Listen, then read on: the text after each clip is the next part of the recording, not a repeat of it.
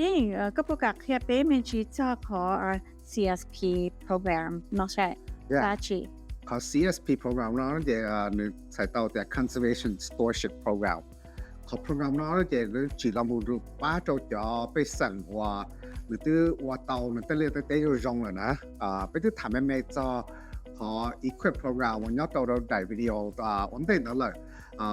để đó nó chỉ hay cho họ để những tấm mình chỉ mấy mà chỉ học program là ba khó tới tấm mình đấy nó đó mà thầu yêu khó tới tấm mình ta rồi nè chỉ một tấm mình nó đâu rồi nóอยู่เต้เรียกเต้เนอะเลยหน่อยผมมัวหรือขอบพรองอยู่ป้าเทียนะเจขอบพรองเรา CSP นะจะขอบพรองเราว่าอยู่ละหมดแต่ว่าเจ้าในคอในตั้งเหมือนแต่นอในตู้ในเต้เรียกเต้รงเลยนะเจขอบพรองเรานะป้าเนี่ยตรงในก่อนนี้ว่าเตาอีกคอวันนึงรงรอขอวันนี้ว่าตัดสินนอซื้อแล้วนะเดี๋ยวขอบพรองเราเนาะขอบพรองเราอยู่ละป้าเนี่ยตรงในคอในเต้อีกคอจะแมนจีก่อนรงรอกูrồi ba ý xong nó cho cân cầu thì là ba ý xong block phái đó chỗ này rồi chỉ xong tận đây nó là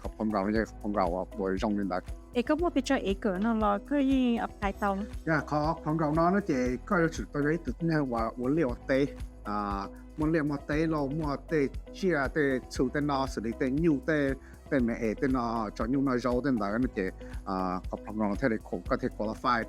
chỉ tại đó sẽ có thể cũng chỉ mua tên đó sẽ cũng mua hai rong cũng mua lấy ít thông hai rong này cũng